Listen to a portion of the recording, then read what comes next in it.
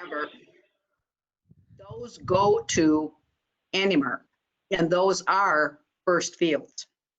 So when that message went out at 3 o'clock, right after that, if not prior to that, AndyMark took down their scheduling tool.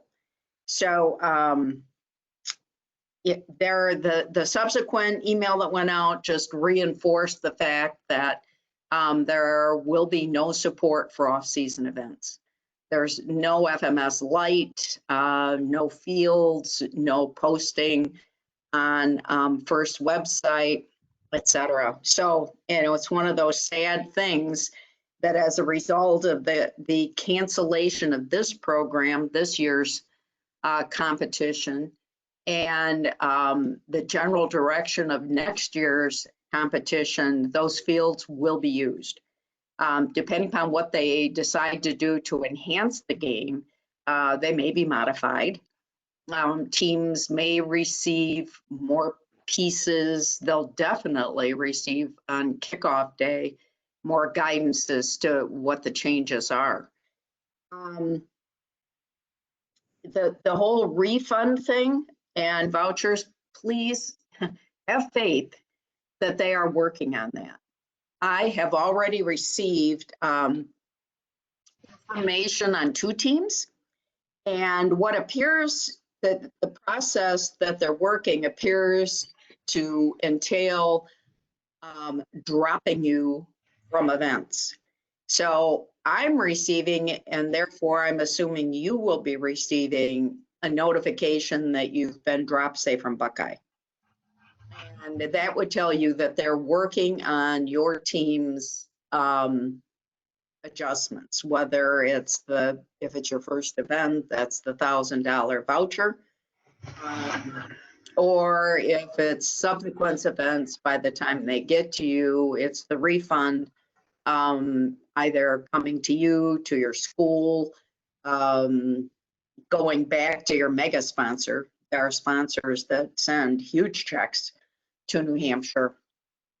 And with it goes a list of, like with Rockwell, apply these amounts of money to these teams. So they have to sort through all of that. And if you've gone in and tried to look up anything on your account, do any pre-registration activity, whatever, that system is down. The folks that have that, the only folks that have access to that right now are the people working on trying to figure out where you stand with your team, your sponsors, your payees, whatever, and sort through that. And that system will not come back up until they are all the way through that, or close enough to being through that they know what the status is for any given team. So if they're real iffy about when's the registration system going to come up, that's why. They have no idea how much time it's going to take to sort through. Half the teams had never played. On top of that, you have teams that never played subsequent events. So team by team by team, they need to go through all this information. During that time frame, let them call you. If you try to call the help desk, those are the people working with accounting to sort all this out. So keep the faith. They are working on it. I can tell you that I received things on Thursday and I received things on Friday. So they are working on it. Poor Naomi and crew, if any of you know who Naomi is, I can't even imagine what they're going through to do that. 21st season, next season, 2021, kickoff remains on the 9th. You will be getting 9th of January. You will be getting subsequent information on things related to that prior to it and on that date. In Frank's email, they talked about an at-home link, and while minimally populated right now, the intent is to put a lot of good content out there, some of it developed by teams, some of it developed by FIRST, but things you could do with your team in the interim. It's out there available to use. The only restrictions on it are that if you do summer camps or anything like that, you can only use that content that is FIRST's content. You can't use the other content that's been posted because it's not released. And the camps, you could use it for a camp if you were not charging anybody to attend or whatever. FLL, yesterday, they announced the high level information that they release at this time of the year to those kids. The intent is that that will move forward as scheduled, and they're working on actual versus online activity to host those events, and it'll be a combination of what they do. The letter really is very upfront about what they know and what they don't know. And so in the FAQ section of that, with the examples, there will be exceptions to any number of the things, but it's pretty good. I mean, it's what they know right now. Registration fee for next year, there were a number of things taken into consideration. They know that sponsorship for FIRST itself is going to be problematic. They know that sponsorship for you folks is going to be problematic. So one of the first things they were able to do to reduce costs for next year was to have you use your existing robot modified for whatever the new game may entail. It also then, of course, saves money at FIRST. So they are looking at providing some kind of a reduction in registration fee for next year. And that registration fee gets used for lots of things. And so they need to digest all of that. They also need to digest what sponsors provide unrestricted funds. So if they were sponsoring a 2020 event and that money wasn't needed, would they be able to carry it over and apply it to next year? We're doing that for regionals, and they're doing it in New Hampshire. So expect to see emails come out, updating for what they know when they know it. I'm imagining that FRC will be pretty quiet for a while because they'll be heads down trying to sort through the whole refund process and voucher process. And we can, on the mentor meeting on Thursday night, we can get into that more. So anyway, that's where we are with that. They really, that's an action-packed email. It most certainly is, Susan. There's John Dar. Hey, thanks for being so patient. Rough weather. We had a power outage, and when the power came back on, I had a hard time booting up. You know how it is in FIRST. We overcome and we adapt and we overcome. And that's sort of the way it is. Good to be with you, everybody. We decided we'd have me talk about this in hopes that exactly what happened would happen. That's okay. I've got to tell you, I am sure that is what, that's the one thing that's on everybody's mind, knowing as much as they can about that. I want to take a moment and remind everybody that the chat is open. So you can always take a moment, type your questions in there. And before I forget, one of the things that we always like to do is to know who we have who's tuning in. So if you haven't already done so, take a moment and type in your name, your team number, and your team's hometown, and enter that information into the chat. That way we can have a great idea of the reach of this program, and we can develop content to meet the needs, as it were. So please take a moment. Travis is with us from First Team 48, veteran team, been around since, well, he's as old as dirt, so he's been around for quite some time. We've got Mike from Austin Town. We've got folks joining us from Eaton and from Dayton. I see some folks here from Sharon, Pennsylvania. Welcome on board. It's good to have you with us. You know, in the past, we'd open this up only for Ohio teams, but you know, so many teams from surrounding states are participating in the two events that we held. So it just made sense to open it up for more teams. So we are very pleased as punch to welcome those of you from surrounding states to join us here to FRC Virtual Roundup. It's good to have you with us. So listen, I've got to tell you, one of the things that I find most exciting about everything that we do is the opportunity to go to a regional event, to walk around through the pits, and to meet other teams. And that's what we've tried to do with this virtual meeting, provide students and mentors alike with an opportunity to meet one another and to share ideas. So please use the chat that's next to the main screen to share ideas, to ask questions, and to learn from the experts. Those are the people that are around you. Those things being said, we've got a great day in store for you. We've got an amazing rookie team that's joined us today, all the way from the Keystone State. They floored, absolutely wowed the judges at the Miami Valley Regional, and they had literally everybody in the audience on their feet every time their robot took the field.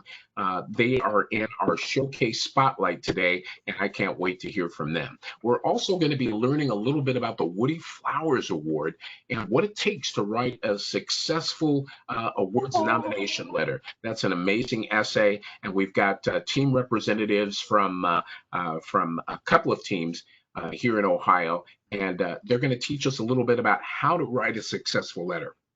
We'll also have an opportunity to meet the award recipients, two of them from Ohio, one from the Miami Valley Regional and one from the Buckeye Regional. We'll have a chance to talk with them, ask a few questions, and hopefully glean some of that insight. And we've got an amazing roundtable discussion in store for you as well.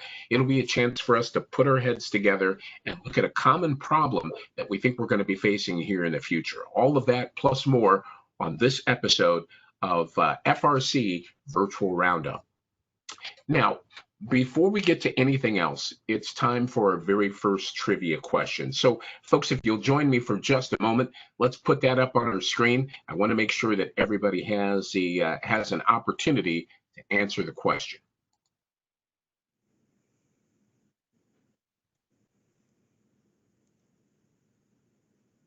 Appreciate your patience and the fact that you folks are so amazingly patient. Let's go ahead and put it up.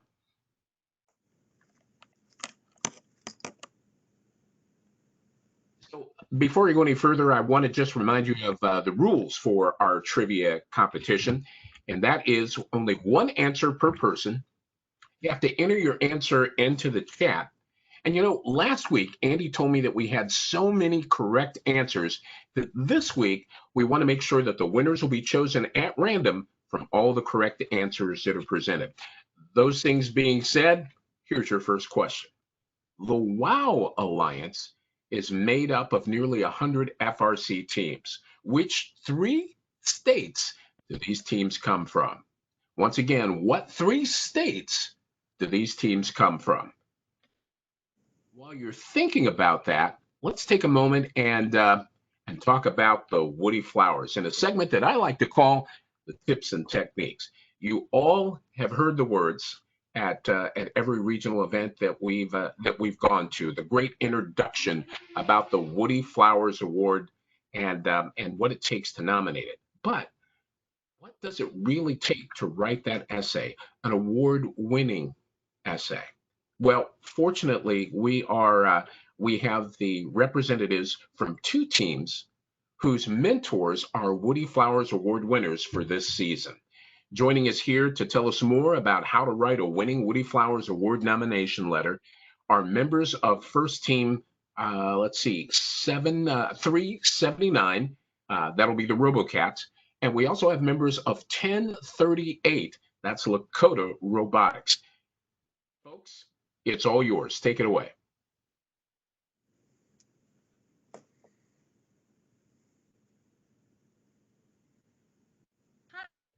I'm Courtney Leiden from Team 1038. And if it's okay, I'm going to read the essay that we submitted for our mentor, Jimmy Nichols. So our essay was, Jimmy Nichols, the co-team leader of 1038, constantly inspires the students on this team. He loves the team, the students, and guiding the team. Jimmy's first year on the team was in 2004, and he started merely as a mentor. Jimmy's attendance and compassion for the team gave him the title of co-team leader. Jimmy is truly dedicated to this team and first. He knows every season's mission and can tell amazing stories of all the team's adventures. This extensive knowledge doesn't come easily, though. To be able to share his passion with the students, he has to form friendships with them all. He loves the team and enjoys the company of everyone involved, making him fun to work with and talk to. He is open-minded and fun while also being hardworking. This attitude makes him a very vital part of our team. He also inspires students to be hardworking. He leads students by teaching them new things, but encourages them to be diligent and independent simultaneously. Jimmy's dedication goes beyond just the team. It extends into FIRST. He not only serves as a mentor, but he also plays a cognitive role at FIRST events. On a local level, he is the chairman of the local kickoff event held in our area. On a state level, he is the co-chairman of the Miami Valley Regional competition we attend. On a national level, he was a board member for WOW District Champions and continues to be on the planning committee. As shown by his participation at the local, state, and national levels of FIRST, his dedication goes beyond to affect the whole of the FIRST organization. Giving Jimmy the title of co-team leader was a very good idea for the team. He is dedicated to the robot building and to the technicalities of the team. He also handles part ordering for the mechanical teams. He makes sure that all the students have any tools they need. Jimmy plans and orders the list of team uniforms each season. Jimmy plans and arranges all transportation and hotel stays for competition and maintains the team paperwork, which is especially important in the new space we moved into this season. Jimmy owns the trailer the team uses for loading for competitions. He also started the Lakota Robotics nonprofit to build a future space for the team. Doing all of this work is not easy, but Jimmy never fails to amaze the members of Team 1038. Since we moved, our space is limited. Most of our storage had to be moved to different facilities, but we decided to store our previous robots somewhere else. Jimmy chose to keep all of these memories intact, so rather than dismantling them, we moved all of the robots from the previous decade into Jimmy's home. They are all kept safe in his home, and a group of students volunteered to help move them all in. Jimmy has worked very diligently for this team for 15 years, and the quality of his work has never faltered, nor has it ceased to amaze the students and mentors of this team. We are all extremely grateful to have Jimmy be part of the Team 1038 family. That is just awesome. Just awesome. Now, I understand that we might have with us a representative from Team 379 that also wrote an award-winning Woody Flowers Award nomination essay. Is that individual with us now? Right here. Hi. I'm doing good. Tell us all about it. So I'm just going to start off by reading it. From coaching takedowns on a wrestling mat to teaching gracious professionalism, our nominee possesses the special type of character that it takes to be a mentor. He became an invaluable asset to our team since his first season 15 years ago. Our mentor's passion for robotics and for our team is shown in everything that he does for his students, past and present. All of this is what makes Team 379, the RoboCats, proud to nominate Ashraf Hady. His encouragement of experimentation is one of the things that makes Mr. Hady a perfect mentor. He recognizes the importance of learning through failure rather than through success, and gives us the freedom to be creative and bring our ideas to light when trying to solve the game challenge. He holds all team brainstorming and design sessions, and through that learning process, he provides advice when we get stuck and guides us in order to help us figure out the solution ourselves. This is one of the things that Mr. Hady sees as the best part of robotics, having the chance to teach students things they never thought possible. It's because of that same encouragement and guidance that helps Mr. Hady form meaningful relationships with his students. He also instills his passion for robotics into his students, so much that 2 alumni have come back to coach one of our FLL teams, and 4 actually mentor our team now. Not only does he inspire high school students, but Mr. Haiti also helps to instill that same passion in our FLL team members. Several times a week, he works with the FLL teams to help guide their programming. He even led our team to start a summer FLL camp for grades 5 through 8. Mr. Haiti embodies gracious professionalism, and he sets high standards for the team. We watched him rush our battery cart to a team who needed it, just a few rounds after they eliminated us. He stays late to reach out to rookie teams or to help us machine parts for other teams, never the one to turn away someone in need, and he's always volunteering at FLL events as a judge. Mr. Haiti was hired specifically to take our robotics team and the school's technology offerings to the next level. He was hired to improve skills, to allow students to apply classroom lessons, and to excite students about learning. The RoboCats have flourished under his leadership and guidance. He has taught us to think critically, to identify and solve problems, and to work together as a team. Mr. Haiti established an environment where learning is the goal and respect is the rule. The lessons we continue to learn from Mr. Haiti will help us in our education and in our lives, regardless of the paths we take. We are certain that a big part of why our grandmothers are so proud of us stems from why the course Mr. Haiti has set for us. Well, I got to tell you, those are 2 amazing essays. And we know that this award recognizes an individual who's done an outstanding job of both mentoring and motivating students through their communication. We understand that by rule, this has to be a student-led effort and a student decision. In a moment, I'm going to try to interview both of our award winners. But while I have the 2 of you here, I'd like to just ask you a couple of questions, and I'm sure that there might be some questions from the field out there as well. How did you decide on what message it was that you wanted to tell in your essay? I know that I'm sorry, I don't want to interrupt. No, you're fine. You're fine. We just wanted to get the message out that to our mentor, it's even though he is our build mentor and he's the one that, helps most with the robot, it's still about more than robots to him. We wanted the people that read it, the people that heard it, to know that he's compassionate about learning and not just showing us how to do things or, showing us directly how to solve problems, but he actually teaches us how to think for ourselves and how to use everything that we learn from this program in our lives. Wow, that's pretty amazing. And for Team 1038, how did you decide on the message that you wanted to share about your mentor? For us, the message we wanted to share was directly linked to the way our team works.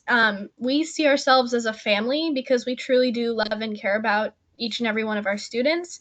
And I think that was the most important message for us to say about Jimmy, is that he's our team mom. He loves all of us like we're his own. And that's part of what makes him such a great mentor, is he truly does care about all of us and want us to succeed and achieve to the best of our ability. And that comes through in everything he does. And it's amazing to see and to watch him interact with all the students. Wow, so very, very powerful. I expect for Jimmy to open his shirt and have a big S right on his chest. And holy smokes, I wish I was I wish I was a member of Team 379. I would love to have I'd love to have Coach Hattie as my mentor as well. Now, I have to ask the 2 of you this, and this will be the last question that I have for the 2 of you. But with so many great mentors on your team, how did you decide on just one? I think for us, because our mentor or coach, Miss Barber, and our mentor, Mr. Jeswald, have both won it in the past. So we thought that, Mr. Haiti, it was overdue. Like, he's been on the team for 15 years now, and we figured that he deserves it.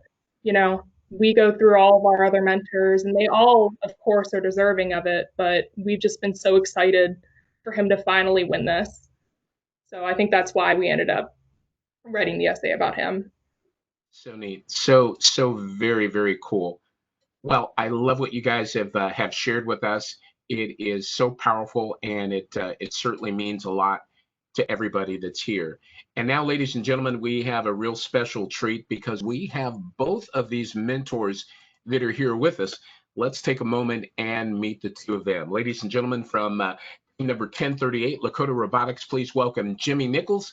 And from team 379, Ars Hardy has joined us as well. He's from the RoboCats. Gentlemen, a pleasure to have you here with us. I just have to ask you right off the bat, what does it mean for each of you to be recognized by your team as the Woodie Flowers Award nominee? So to me, it was very overwhelming. It's not something I work towards, obviously. I just enjoy the time with the kids for the most part. I've been privileged over the years to have a great group of children. They've taught me a lot along the way, and I'm hoping that I teach them. Clearly you do. And Jimmy Nichols, are you with us as well? I am, yes. Good to see you, my friend. Good to see you. Good to see you too, John Darrell. What did it mean what did it mean to you to have the members of your team, those student members, look around and say, this is a guy, this is the guy who has motivated us, who is making a difference, who's helping to shape their lives? Tell us about it. I'll just echo what Ash said. It's overwhelming. It was for me, it was a real humbling experience. To know that they chose me over all the other mentors that we have on our program. We've got several that are all deserving, just like every team's got deserving members. But just to to walk across that stage and know that they picked me, and to also know that the other mentors who have won it at championships read those essays and picked me out of that stack was a very humbling experience as well. I just hope that I can keep going forward with inspiring the kids and doing what I can to make their lives better, and at the same time they make my life better as well, and I learn a lot from them. So. Absolutely. Now, I have to ask both of you gentlemen, what advice do you have for new mentors, including those FRC high school students who are about to graduate and as first alumni will be coming back and mentoring teams within their new areas?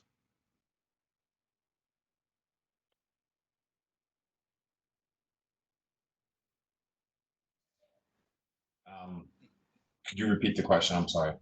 Sure. That question was, what advice do you have for new mentors, including those FRC high school students who, as first alumni, will be mentoring teams for the very first time this next season? Be willing to fail. It's probably what's taught me the most in the long run. Is failure. That's allowed me to learn from those experiences and just be able to move forward. I believe a lot of the success our team has had has been taught to us by failure. So. Wow.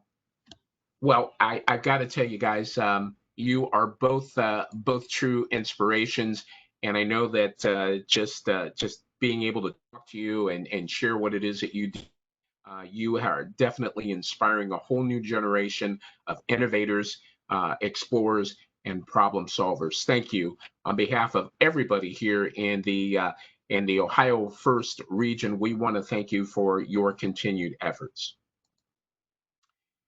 And now, ladies and gentlemen, let's take a moment and look back and see if we have got an answer to our original trivia question.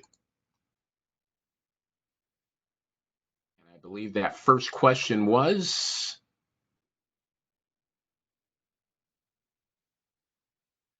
WOW Alliance is made up of nearly 100 FRC teams. Which 3 states do these teams come from?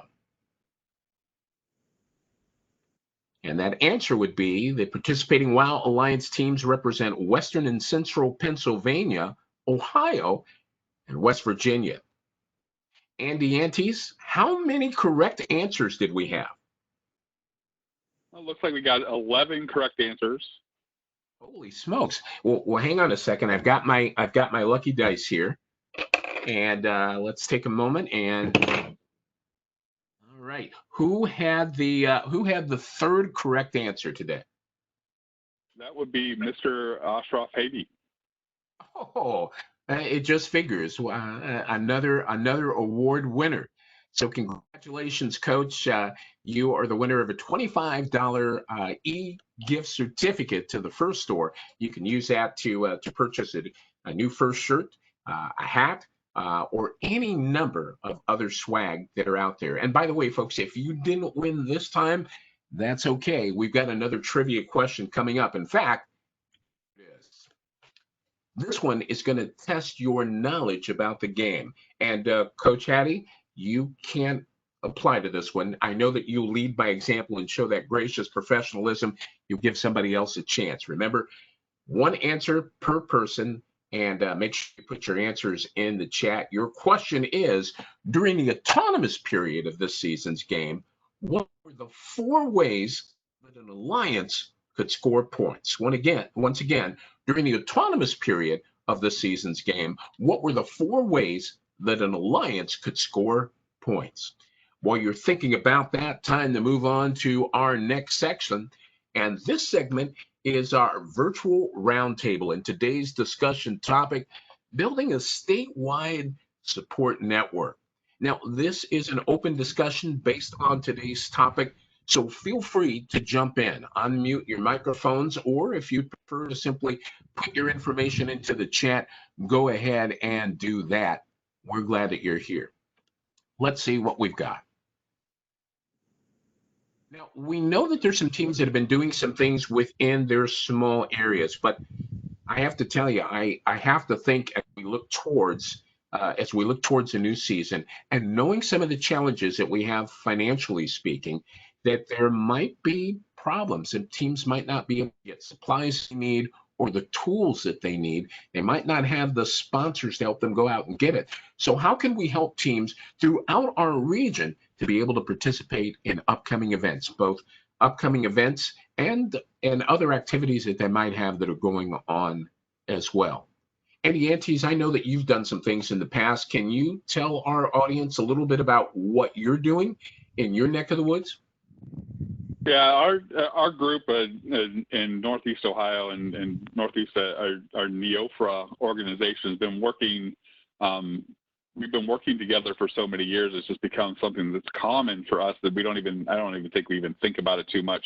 And the fact that if we're in the middle of our build process or starting our build process and we get a part on order or something's on order and something we can't get to it, it seems like in our area, we've never ever, we don't hesitate to pick up that phone, send a text message, make a phone call, and call up the other teams in the area and say, hey, do you happen to have this and we can borrow it until something comes in, or, and make sure we get that. Because we all know about gracious professionalism and everything when we're at the competition. It seems like no matter, you go to the pit admin table and people are willing to get you pieces, parts, without even thinking about it. But I think a lot of people don't think about, hey, we have resources across the state of Ohio, and we're here to help, during build season as well, or even off season. If you're in the middle of a project, hey, you might be missing something or not have something or be able to do it. I said, I know for a fact that my team, 3193, we have called upon the Gerard team and 48 and 379 in 2010. Numerous times for, hey, we had the specific motor we're looking for and we can't find, we don't have it and we can't get it in stock here for a couple of weeks. Is there any way we can continue to build and get moving on that? And the other nice thing to do is though our program's been around forever, we don't necessarily have all the tooling to be able to build stuff and do stuff either. So the teams like 48 and 379 who have CNC machines, we're able to ask them if they could CNC some parts or mill some parts for us that we can't do ourselves. That makes a lot of sense. Let's see. I know that we've got quite a few folks here. Danielle has joined us. She's from one of our Cleveland area schools. And Danielle, I know that you had some challenges this season, and we think that those challenges just might expound because so many companies have had to shut down their operations in the wake of the pandemic. And now, as they're starting to reopen again, they're very we don't think that they're going to be as free with their funding for the upcoming year. And with that in mind, what are some of the challenges that you think that you might have? And how can our veteran teams around the state be able to help you and other teams like you? So we were very lucky in how the Great Lakes Science Center Robotics Initiative was set up, that we did not have to seek out sponsorships from companies in our area. We were able to get grants and money from that initiative to be able to get us all started. But we were planning on, in our off-season time, really getting that going. We wanted to find companies in our area, maybe some of our supporting companies through our schools, to get us started on getting sponsorships. But we didn't know exactly where to start. We knew writing letters, getting in touch might be good options, but especially in this situation where companies are really having to tighten down, this is looking even more difficult for us to get started on this process. Wow. So connections that other teams know about, the way in which they go about fundraising. I know from last week, I want to have us look through that fundraising guide from Team 2010, I think it was. Sure. And so getting us connected with some of the veteran teams and how they go about it will probably be very helpful for us getting started. Yeah, and I believe I have somebody online from Team 379 who worked with their fundraising this past year. I want to say it's Byrne. Is it Leah Byrne is on from Team 379 and worked with their fundraising this year, and it had a few things that they were able to bring up on the fundraising standpoint for us. Thanks for coming on.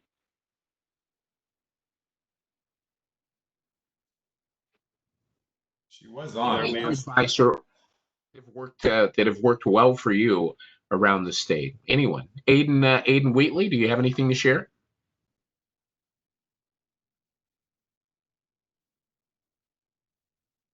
I'll toss some things in just from the standpoint of, this is Travis Hoffman from Team 48.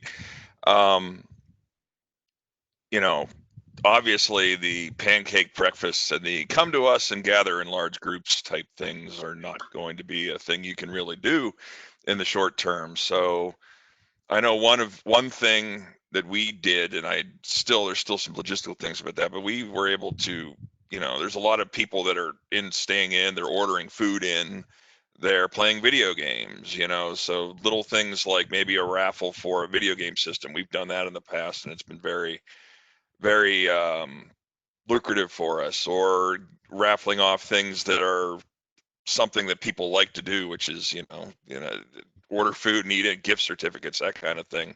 I don't know how you would necessarily sell the tickets virtually, that dynamic, I don't know, but lacking the ability to have things where you draw people in as a group, you still might be able to think of ways, how could we raffle something off or try to do something that both people would want in this day and age until things open up again. And also we could actually sell tickets or whatever to hold some kind of a drawing or something like that. What group do you reach out to for that? Do you reach out to people in schools? Do you try to reach out to community? Because that's one of our limitations is, we don't require students any fees, anything to be part of the team. That's all managed on our end, both from the school and from the team money.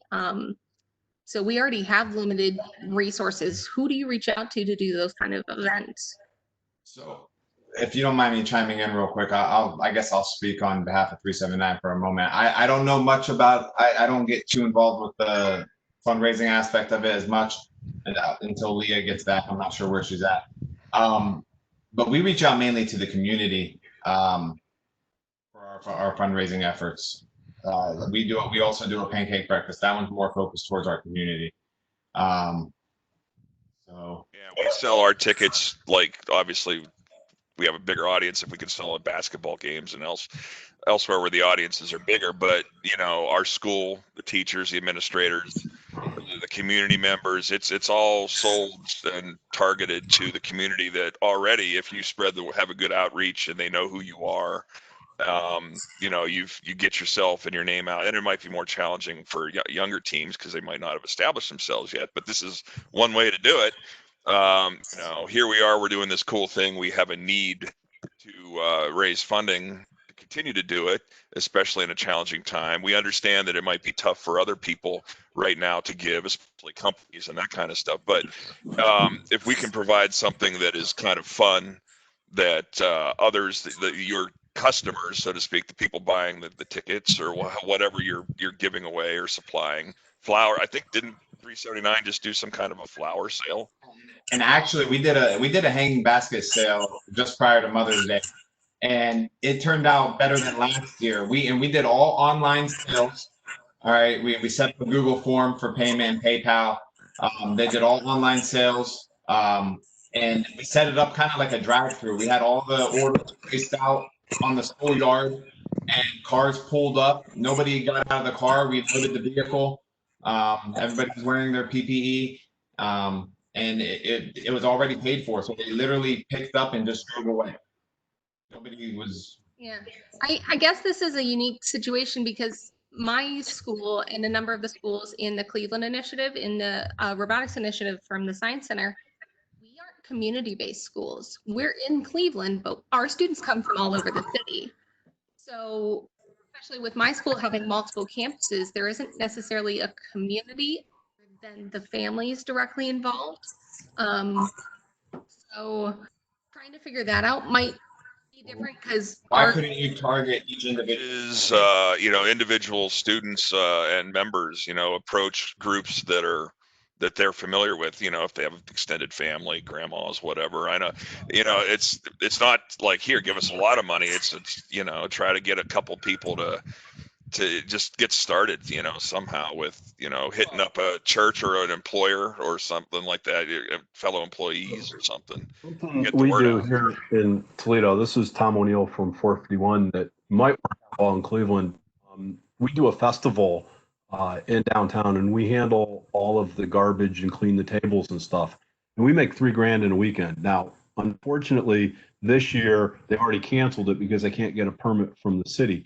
But in Cleveland, you also have the baseball games and stuff like that. And I know here with the local baseball team, they allow organizations to work the concessions as part of fundraisers. So there should be things like that in Cleveland. We also do a lawnmower winterization that we've been doing for years. We actually gave that to 379, and I think they've been pretty successful with it as well. This year we did 280 lawnmowers in a weekend and cleared $10,000 from the event. Now it's taken. We don't make that. Well, it's a big event, and this year we're not sure we're going to be able to do it, depending on if the schools will allow us in and do everything else. Well, and that's going to be an issue with our sports. Either none of our sports are running right now, or they're entirely running without the public present. All Cleveland summer festivals have been canceled. Those are great ideas, and normally I would jump on those. Those are fantastic. Well, there's restaurants. There's restaurants that will have a night that if you sponsor it, they'll give you a portion of it.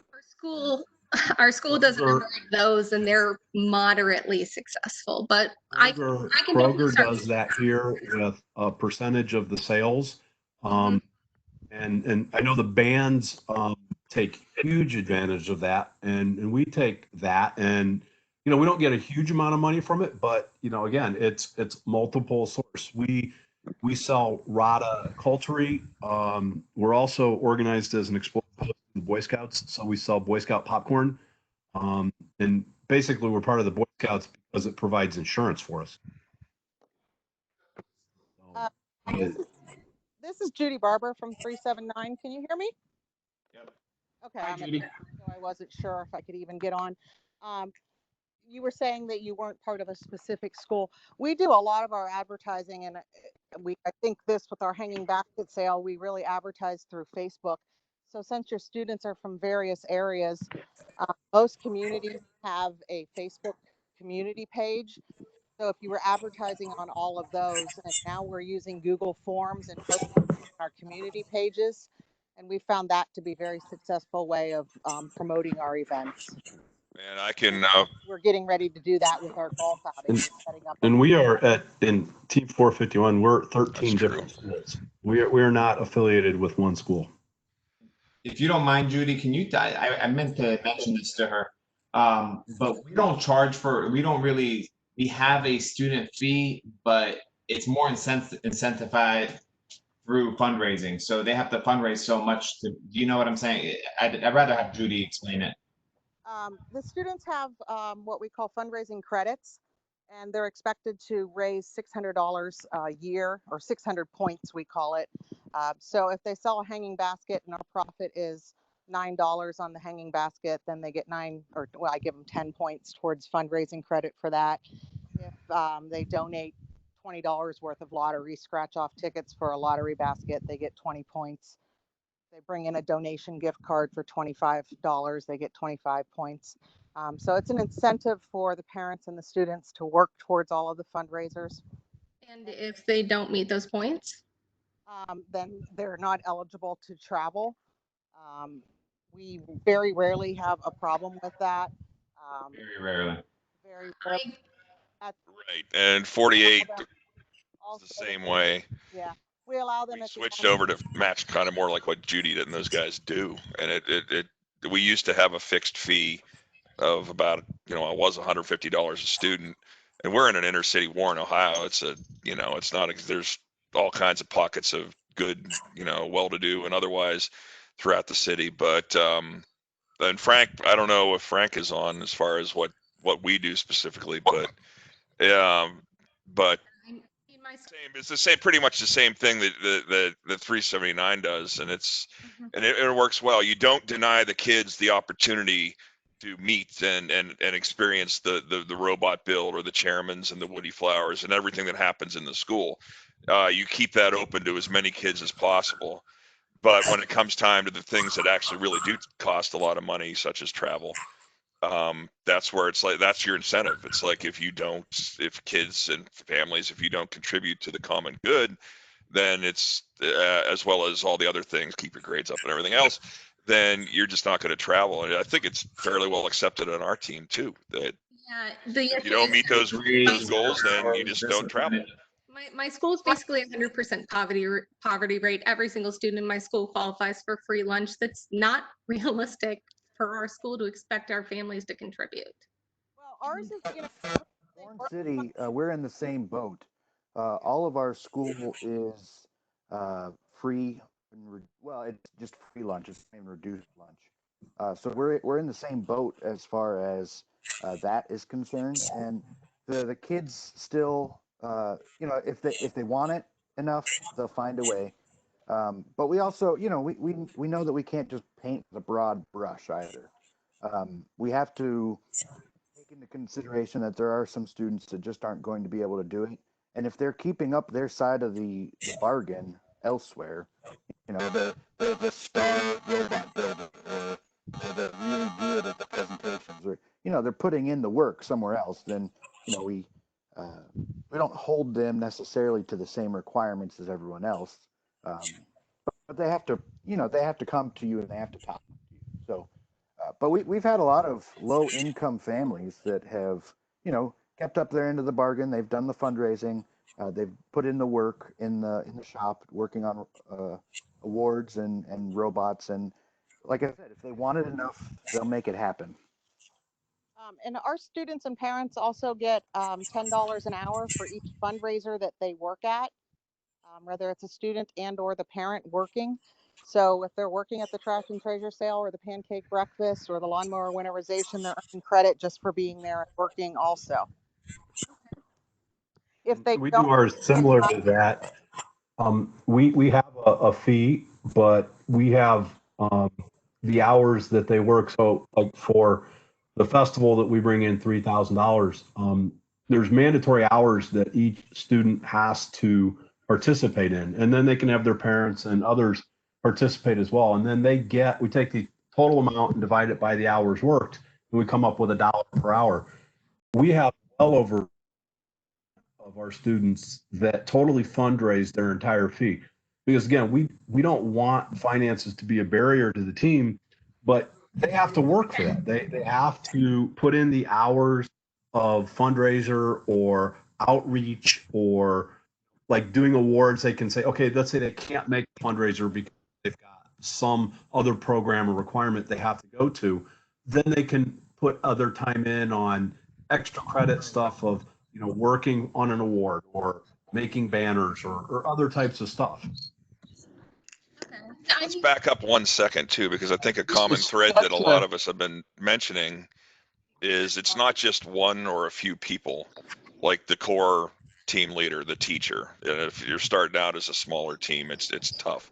I think one of the main things that you should challenge yourself or ask is if you can get more help through engaging parents in the process and helping plan and execute and therefore and communicate and get the word out, and accept fundraisers, whatever they might be, when you figure out some that fit your demographics in your area as a young rookie team or second year team. Actually, your rookie team this year too. Congratulations, everybody's reset to a new rookie this in 2021. That's right. If you can get some more people to help, then that helps everything else a little bit flow from it too. I can understand it's frustrating. The fewer people you have on your side, adult-wise, to help run the show, it can get very frustrating when you hear about things that are working all this. You got to get some help. Any of my students' parents, other than the ones who come to parent-teacher conferences at my grade level. So of my parents, of my 13 team members, I've met 2. Denise, this is a great conversation. I'd love to keep it going, but we're running a little bit short on time and we need to move forward. If you have some time at the end of today's program, we'll keep everything open and we can continue with this virtual roundtable then, both online and also in other ways as well. Great conversation. I want to come back. I definitely want to come back to this. We were talking about how do we build a statewide support network to help new and existing teams, and I think that this is a great place to start. That was a great roundtable discussion. Our first roundtable discussion is part of the roundup, but it won't be our last. Time now to answer that first trivia question that we had. And if you remember, the question was, during the autonomous period for this season's game, what were the 4 ways that an alliance could score points?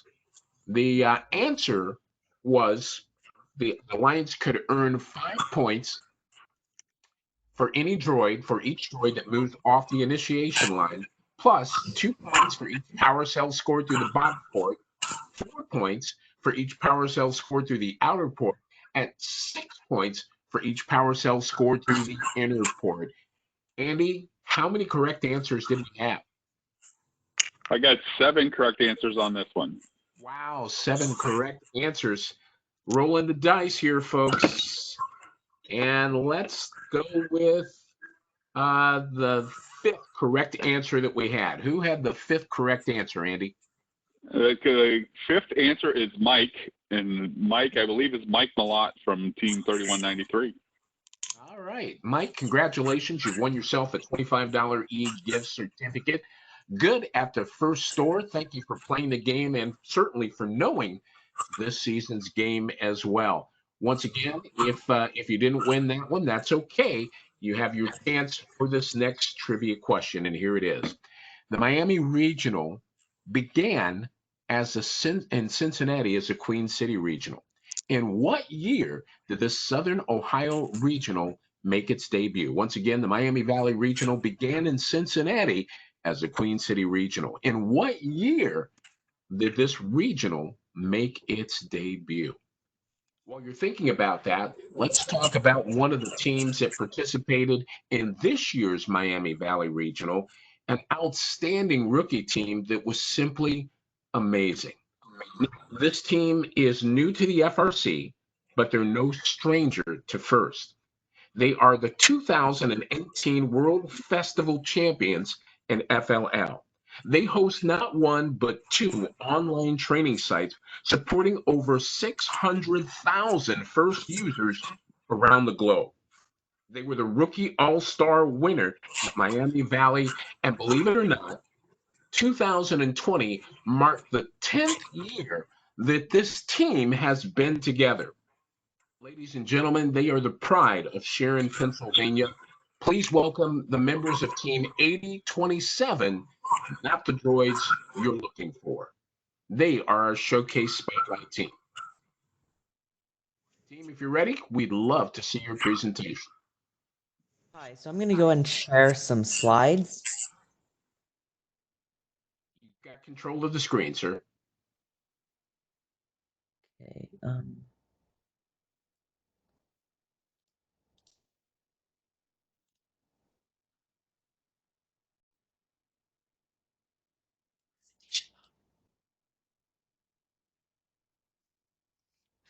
Okay, so we are FRC 8027. Today we have 4 of our members to present.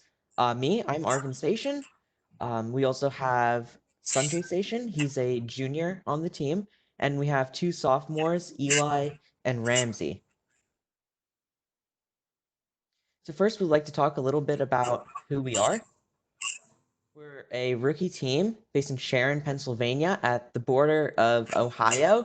And because of this, we tend to work a lot with Ohio teams. We have 10 students on the team, and we have from 3 different schools, and we have 3 full-time mentors as part of the team. We meet on weekends in Penn State Shenango in a small classroom. We actually started out as a first LEGO League team. We were a merger from 3 different teams, and all our mentors are new to FRC as well, so we're all learning together. And because we came up from first LEGO League, we kept a lot of our culture, and we think it makes our team unique because we brought a lot of our skills and culture and unique things from first LEGO League up to our first robotics competition team. So next up, I'm going to be talking about the off season. So this off season, we decided to get ready early by first learning about how to build a chassis after getting parts from team 319. Next, we built a functioning robot to compete in team 48's off-season event. Of course, we had a lot of struggles, but we came together to overcome our problems, with even an instance of our robot being broken in half mid-competition. Luckily, we kept on going and even became a finalist alliance. To do this, we made a lot of mistakes along the way. We had to learn how to build a stronger robot, and we had to learn to know what is and isn't an FRC part.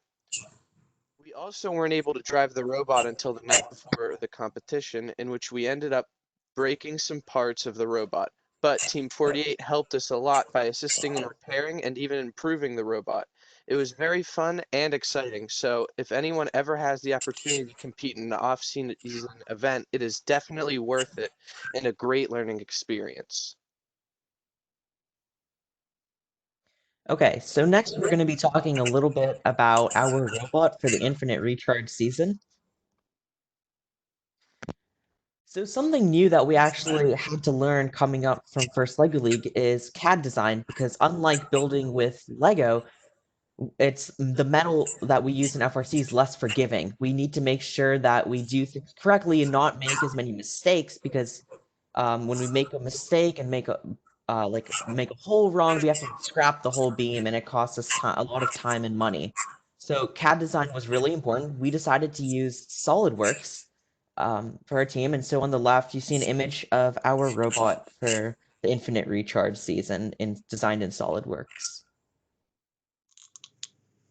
So we actually improved a lot from our off-season robot and took some of the things that we learned from that robot to improve our infinite recharge robot. For example, with our power cell intake, we learned that we need to keep everything in a robot strong since defense there was heavy defense in our first robot and we needed to make sure nothing broke. So we decided to keep our power cell intake within the frame of the robot to make sure that it doesn't get hit as much and that it stays strong. Next is our power cell feeder and our shooter. This is the part of our robot that we did the most prototyping and redesigning. And there were many improvements made even after our first competition at Miami Valley. We were continuing to work on it before the season suspension. We decided to keep it as simple as possible, so we just have 2 sets of 4-inch wheels to shoot the power cells and some vectored intake wheels to channel the power cells into the correct location. And we were really proud of what we came up with. Finally is our shield generator hanging. Unfortunately, this wasn't ready for our first competition, but we saw at our first competition how important it was. And so a week after our competition, we had a fully functional hanger, as you can see on the image on the right. And unfortunately, we never got to see it in action due to the season suspension, but we were really proud of our work on getting our hanger working. Sanjay? Despite being just a rookie team, we are especially proud of our programming. We incorporated a full PID vision targeting system using the Limelight. We also had a full autonomous where we would shoot 3 power cells into the upper port, and we even included a trajectory following system using Pathweaver and the WPI lib. So we were really proud about that. Our first experience at MVR was definitely eye-opening to us and a great learning experience. At MVR, not only did we learn how to pass inspection, we also learned how to set up and manage our pits. We were thankful to borrow Loctite and other materials from other teams, and we really learned how to manage our time. The volunteers there were very patient and generous when it came to giving us practice time slots. At first, we weren't really sure with all the materials of what we would need to have at the fields and pits, but everyone there was willing to help. We used this time to work on our hangar that we wanted to compete with. We even got to test this design and see how it would work, even if it wasn't in action. Score wasn't our main focus, however, and while we won Rookie All-Star, the experiences we gained was a prize on its own. We did learn a lot of lessons, and our main goal was to contribute to every alliance and every match, which we wanted to do. We also learned that in order to win a match, you're going to need to hang. This led us to set a new goal for ourselves at the end, and our robot was able to hang 1 week after MVR.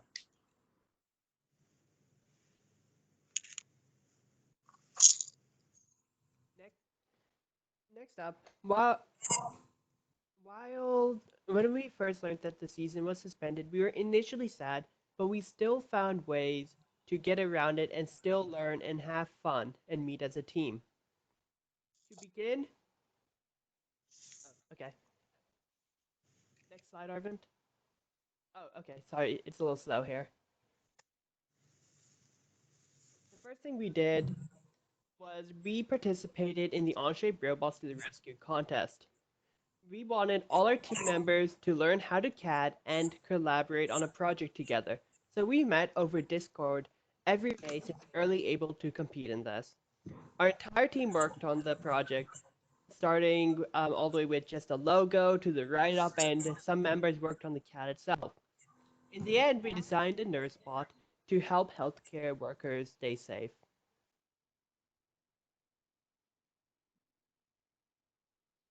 While our season was suspended, we still wanted other teams, the first league teams, to have fun and have a chance to still show their robot and their first league skills. So we ran a virtual open invitational for 48 first league teams and a virtual expo for an additional 18 first league junior teams. We collaborated with first league volunteers from all around the world as judges and referees. We also worked with many first teams from around the world to design, manufacture, and send medals to all the teams that participated to reward them for all their hard work. To learn more about this Virtual Open, you can go to virtualopeninvitational.org. Finally, we'd like to talk a little bit about our support. It's for first teams. It's one of our key components of our team's outreach. So our support can be split into 3 categories: online communities that we create, programming lessons, and support for each of the first programs. We have full resources for First LEGO League since we came up from a First LEGO League team to FRC. And some of these include a Share and Learn Facebook group, eb3lessons.com and primelessons.org, which provide programming lessons, and flltutorials.com, in which we post resources for First LEGO League. Since then, we have branched out and created resources for First Tech Challenge and First Robotics Competition as well, with our newest editions of FTC tutorials, FRC tutorials, and a Share and Learn Facebook group for First Robotics Competition. We're working with First Tech Challenge and First Robotics Competition teams to create materials and lessons for each of these sites. For example, Team for Robotics in Pittsburgh is helping create lessons for FRC tutorials, and a team in Israel is helping to translate these lessons into Hebrew.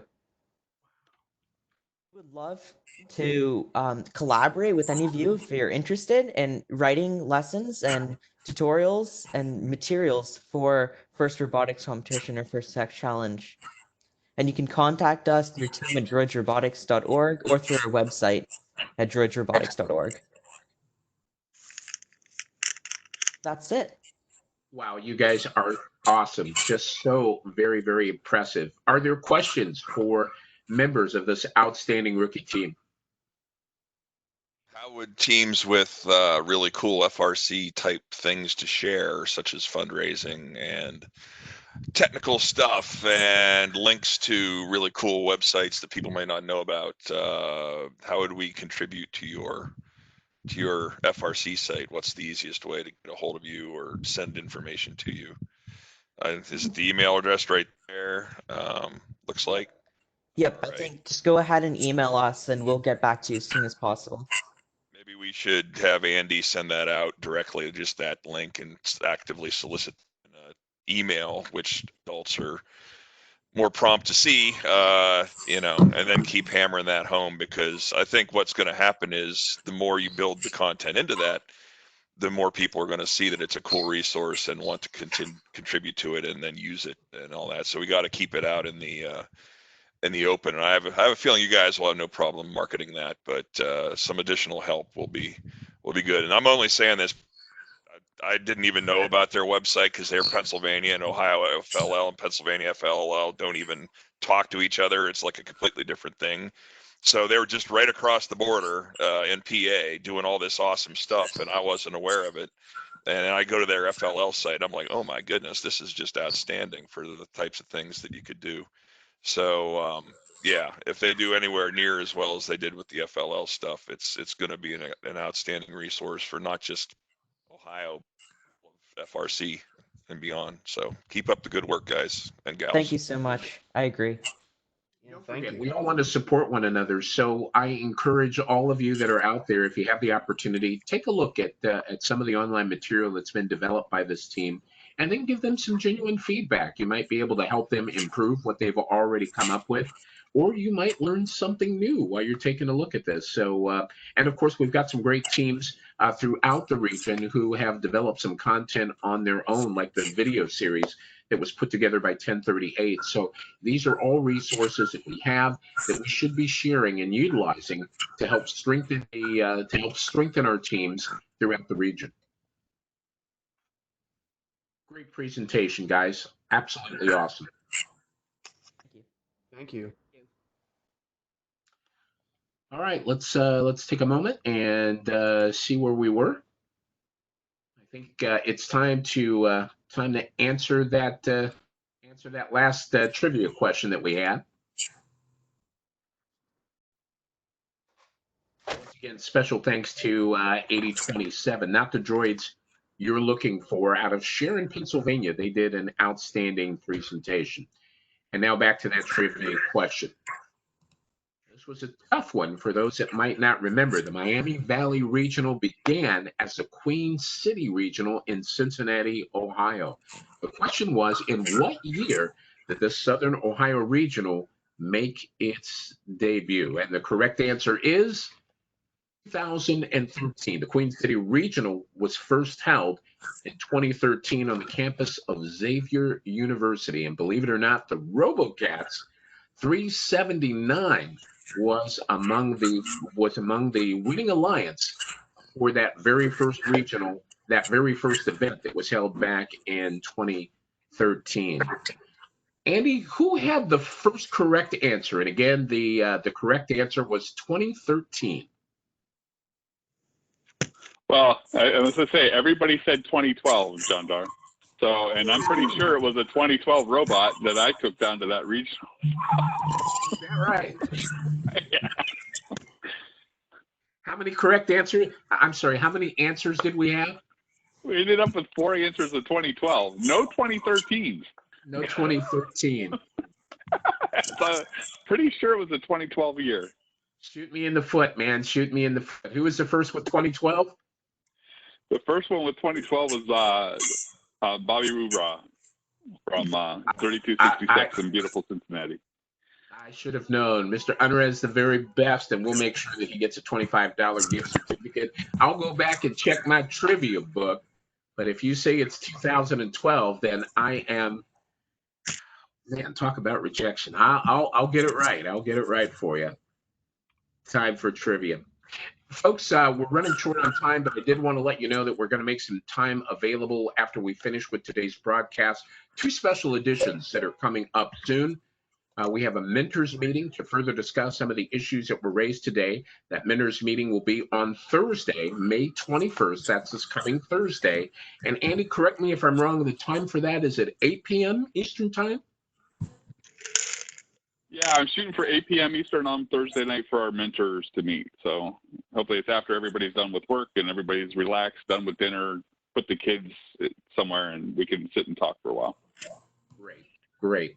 Now, if with that special edition of the Roundup taking place on Thursday, we've gone ahead and canceled Saturday's meeting to provide teams with plenty of time to prepare for a virtual graduation party.